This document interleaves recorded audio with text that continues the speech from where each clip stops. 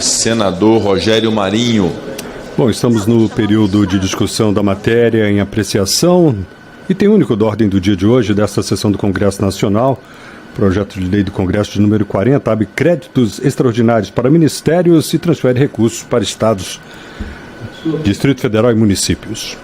Senhoras e senhores aqui presentes, tanto deputados como senadores, especial eminente relator Mauro Benevides, eu acho que esse momento é um momento importante, porque nós temos a oportunidade de falar ao Brasil e ao Congresso Nacional, que represento aqui as duas casas, sobre a nossa responsabilidade como poder legislativo. Toda decisão exarada desse Congresso Nacional impacta diretamente a vida das pessoas. O projeto Intela é um projeto que só está acontecendo graças à irresponsabilidade fiscal deste governo. Se não, vejamos, o ano passado nós concluímos o exercício fiscal com um superávit. Pela primeira vez na história do Brasil, desde 1988, um governo conclui o seu mandato com a relação dívida-PIB menor do que a que recebeu. Mesmo com a epidemia de Covid, mesmo com guerra da Ucrânia, mesmo com Brumadinho, mesmo com a maior crise hídrica em 92 anos, o governo com responsabilidade, com proficiência, com espírito público, entrega a um país melhor do que o que recebeu.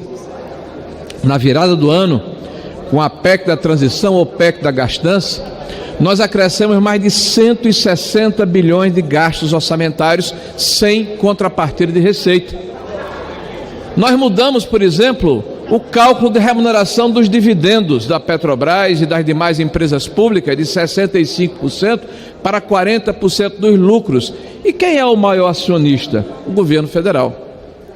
Eu chamo a atenção dos congressistas para lembrar que apenas essa operação subtraiu dos cofres públicos federais, em imposto de renda à pessoa jurídica, aproximadamente 30 bilhões de reais no primeiro semestre. Não é por acaso, eminente senador veneziano, que há 4 meses consecutivos nós amargamos uma queda da receita tributária da União.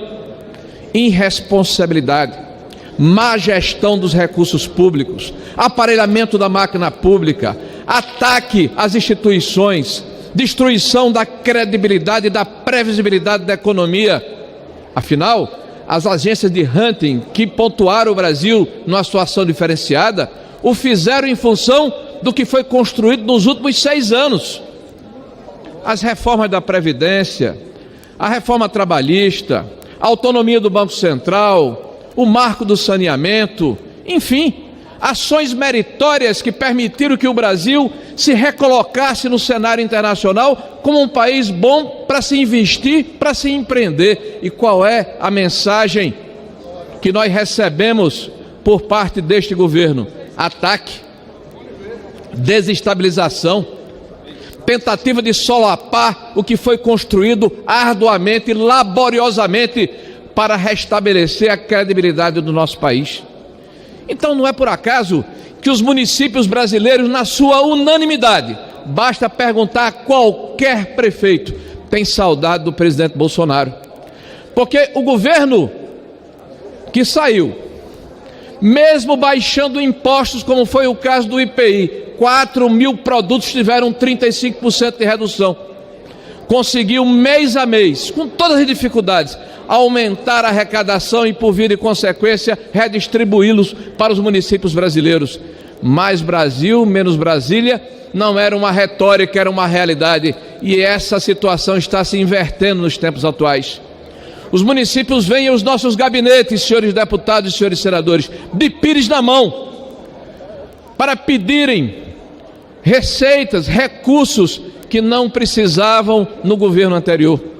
E o que nós estamos fazendo agora, de forma emergencial, é, na verdade, atacando o efeito, mas não resolvendo a causa do problema estrutural da tributação no país.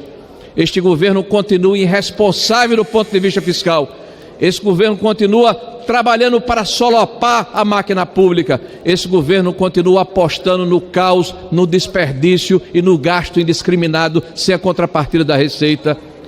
Nós já conhecemos a Receita, com os mesmos personagens, com as mesmas práticas, da mesma forma, e já sabemos também o resultado desse filme. Em 2015, eminente relator, meu amigo cearense Mauro Benevides, nós amargamos, para concluir, a maior recessão da nossa história desde 1948. Estamos caminhando na mesma direção e cabe à oposição desse país e aos deputados que, mesmo fazendo parte da oposição, têm responsabilidade com o povo brasileiro, corrigirem este rumo antes que seja tarde demais. Vamos votar favorável a este projeto, alertando ao Brasil e ao Congresso Nacional a necessidade de corrigir os rumos desbragados